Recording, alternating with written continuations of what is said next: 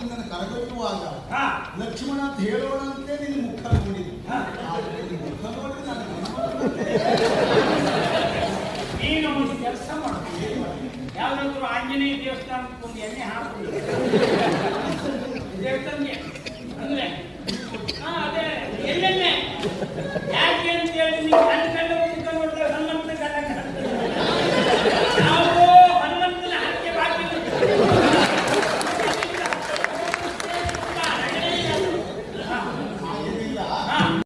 ಒಂದು ಅಭಿಮಾನಿಗಳು ನಮ್ಮನ್ನು ಹುಡುಕ್ತಿದ್ರು. ಹೌದಾ? ಸಣ್ಣ ವಯಸ್ಸಲ್ಲಿ ಇಷ್ಟೆಲ್ಲ ಅಭಿಮಾನಿಗಳನ್ನ ಒಟ್ಟು ಮಾಡಿ ಆ ಅಭಿಮಾನಿಗಳೆಲ್ಲ ಒಟ್ಟಾಗಿ ಒಂದು ಸನ್ಮಾನ ಮಾಡಬೇಕು.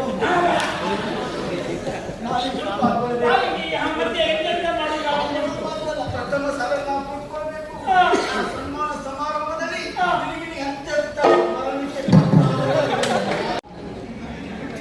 ಯಾಕೆ ಪ್ರಾರಂಭದಲ್ಲಿ ಆ ರೀತಿ ಪರಿಚಯ ಮಾಡಿಕೊಡ್ತಾರೆ? ಹೇಗೂ ಗೊತ್ತಾಗ್ತಿದೆ ನಿಮ್ಗೆ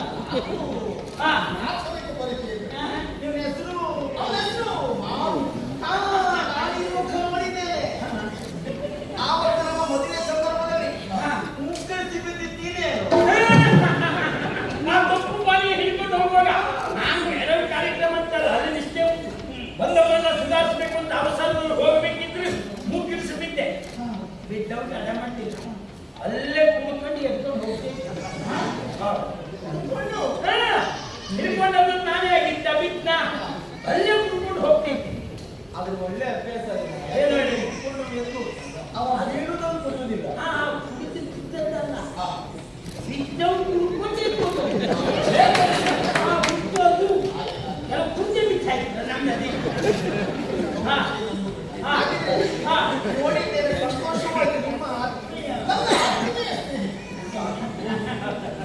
ನಿನ್ನಿಬ್ಬರ ಮಾತನ್ನು ಕೇಳಿಯೇ ನಾನು ಇಲ್ಲಿವರೆಗಾಗಿ ಬಂದೆ. ನಮ್ಮಿಬ್ಬರ ಸಂಭಾಷಣೆ ಕೇಳಿಲ್ಲ. ಹೌದು, ಅದು ಒಂದು ಮಾತು ಏನು ಹೆಂಡತಿ ಆದವಳು ಆದ್ರೂ ಈ ಸಂಭಾಷಣೆ ತಪ್ಪು ಕೇಳಬಾರ್ದು ಅಂತ ನಾ ಕದ್ದು ಕೇಳಿದ್ದಲ್ಲ, ಇದ್ದು ಕೇಳಿದ್ದೆ.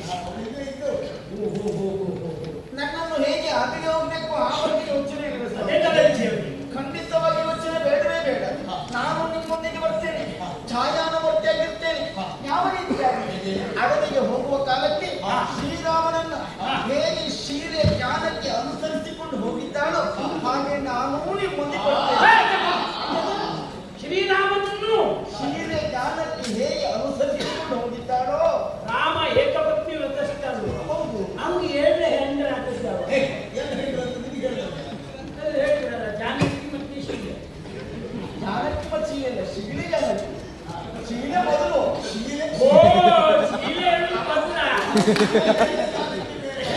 ಇದು ಶೀಲೆ ಜಾನಕಿ. ಜಾನಕಿ ಶೀಲ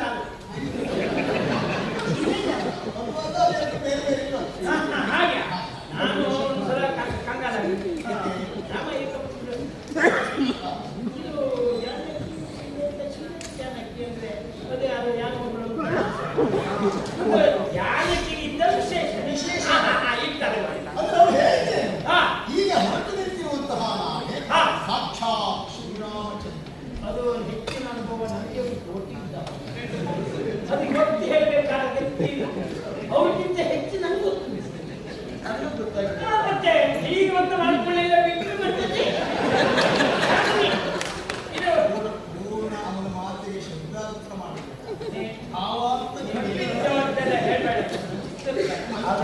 ಮತ್ತೆ ಇವನು ಕೀರ್ತಿ ಹೇಳಿ ಅಲ್ಲೇ ವಿಶೇಷ ನೋಡಿ, ಒಂದು 5 ಕಾಲ ಹೇಗೆ ನಿಮ್ಮನ್ನು ರಾವಣ ಮಾಡ್ತು ನೋಡಿ.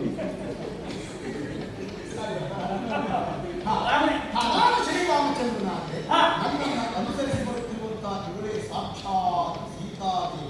ಅನುಮಾನವೇ ಅಲ್ಲಿಗೆ ಮತ್ತೆ ನಮ್ಮಿಬ್ಬರ ಜೊತೆಯಾಗಿ ಬರುವಂತಹ ಮಾರುತಿ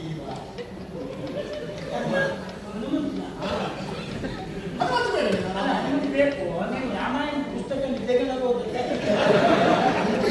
ಅಲ್ಲ, ನಂಗೆ ಅದೇ ಕೇಳುತ್ತ. ಹಿಂದೆ ಹೋದ್ರೆ ರಾಮ ಕಾಡಿಗೆ ಹೋಗಬೇಕಿದ್ರೆ ನೀವು ಹೇಳಿದಾಗ ಸೀತೆ ಹೋಗಿ ಒಟ್ಟಿಗಿದ್ದ ಲಕ್ಷ್ಮಣ ಹನುಮಂತನ ಸಿಕ್ಕಿದ್ದಲ್ಲ. ಮುಂದೆ ಮಂಚಪಟ್ಟಿ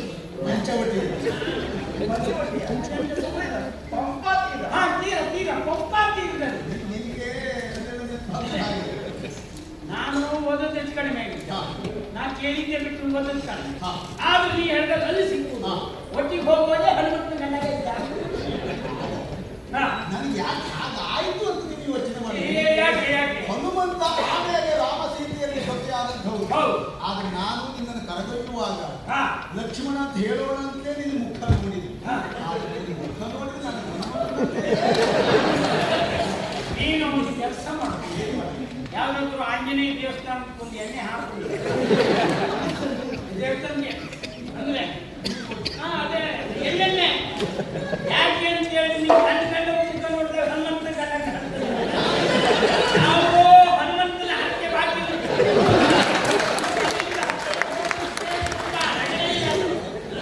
ಹಾಗೇನಿಲ್ಲ. ಹಾ. ಉಳಿದವರ ಮುಖ ನೋಡಿ ರಾತ್ರಿ ಹೊತ್ತು ನನ್ನ ಗಂಡರು ನಿನ್ನೆಗೆಲ್ಲ ಪಾಪ ನಿಮ್ಮ ಮುಖ ನೋಡ ಹನುಮಂತಾದ್ರು. ನಿನಗೆ ಮಾತ್ರ ಸಿಗುತ್ತೆ. ಹಾಗಾಗಿ ಬರ್ತೀಯಲ್ಲ. ಖಂಡಿತ ನಾನು ನಿನಗೆ ಏನು ತೊಂದರೆ ಮಾಡಿ ನೀನು ಯಾಕೆ ಬರೋದು? ಇಲ್ಲಿ ಸುಡುಗಾಡು ನಾನು ಇಲ್ಲಿ ಕುಂತಿ ಒಟ್ಟಿಗೆ ಬರುವುದು ಒಳ್ಳೆದು. ಯಾಕೆ ಅಲ್ಲ ಇಲ್ಲಿ ಯಾಕೆಂದ್ರೆ ನನಗೆ ಇಲ್ಲ ನಿನಗೆ ಕಷ್ಟ ಯಾಕೆ ತೊಂದರೇನು? ನಿಮಗಾದ ಕಷ್ಟ ನಮಗಾದ್ರೂ ಅದು ನಂಗೆ ದೊಡ್ಡ ವಿಶೇಷ. ಇಲ್ಲಿರ್ಲಿಕ್ಕೆ ತೊಂದರೆ ಒಂದು ಅಭಿಮಾನಿಗಳು ನಮ್ಮನ್ನು ಹುಡುಕ್ತಿ ಇದ್ರು. ಹೌದಾ? ಹಾ. ನಾಳೆ ಇಷ್ಟು ಸಣ್ಣ ವಯಸ್ಸಲ್ಲಿ ಇಷ್ಟೆಲ್ಲ ಅಭಿಮಾನಿಗಳನ್ನ ನೀವು ಒಟ್ಟು ಮಾಡಿ ಆ ಅಭಿಮಾನಿಗಳೆಲ್ಲ ಒಟ್ಟಾಗಿ ನಿಮ್ಮನ್ನು ಸನ್ಮಾನ ಮಾಡಬೇಕು. ನಾವಿಬ್ಬರು ಪಾಲ್ಗೊಳ್ಬೇಕು. ಮತ್ತೆ ಹೆಂಗೆಂತ ಮಾಡೋದು ಪ್ರಥಮ ಸಲ ನಾವು ಕೊಟ್ಕೊಳ್ಬೇಕು. ಹಾ. ಆ ಸನ್ಮಾನ ಸಮಾರಂಭದಲ್ಲಿ ಹಾ. ನಿನಗೆ ಹಂತ ಮರಣಿಕೆ ಮನೆಗೆ ಯಾವ್ಯಾವ ಜಾಸ್ತಿ ಹಾಗಾಗ್ತಾರೋ ಅಧಿಕಾರಲ್ಲೇ ಹೋಗ್ತಾನೋ ನಾವು ಒಬ್ಬೊಬ್ಬರಿಗೆ ಅರ್ಥಪತ್ರ ಮಾಡ್ಕೊಳ್ತೇವೆ. ಹೇಗೆ ತಪ್ಪಾಗಿ ನೋಡು ಸುಮ್ಮನೆ ಅದನ್ನು ವಿವರಣೆ ಬೇಡ. ನಮ್ಮ ಸನ್ಮಾನ ಮತ್ತದು ಅದು ಯಾವುದು ನಾವು ಬಯಸುವುದಿಲ್ಲ. ಅದೆಲ್ಲ ದೊಡ್ಡ ಬಯಸುತ್ತಿಲ್ಲ. ದೊಡ್ಡವರು ಆಗತ್ತೆ ನಂಗೆ ಆ ಲಕ್ಷಣ ನಂಗೆ ಆದ್ದರಿಂದ ಈಗ ಅದ್ರ ವಿಷಯ ಬೇಡ. ನಾನು ನಿಮ್ಗೆ ಒಟ್ಟಿಗೆ ಬರ್ತೇನೆ. ನನ್ನ ಹತ್ರ ಸಹಕಾರ ಉಂಟೆ. ಅಲ್ಲಿ ಖರ್ಚಿಗೆ ಯಾರಿಗೆ ಅಲ್ಲಿ ಕೇಳು. ನಾನು ಅಷ್ಟು ಕೇಳಿರುವಾಗಿದ್ರೆ ಎಲ್ಲ ಕೇಳ್ಕೊಂಡ್ರೆ ಮಾತಾಡ್ತದ್ದು ಅಂದ್ರೆ ಹೆಚ್ಚಿನ 500 ದಿವಸ ಅಣ್ಣ ಹಾ ನಿಮಗೆ ಸಂಬಳ ಕೊಡಬಹುದು, ದೊಡ್ಡ ಕೊಡ್ಲಿಕ್ಕಾಗುತ್ತೆ.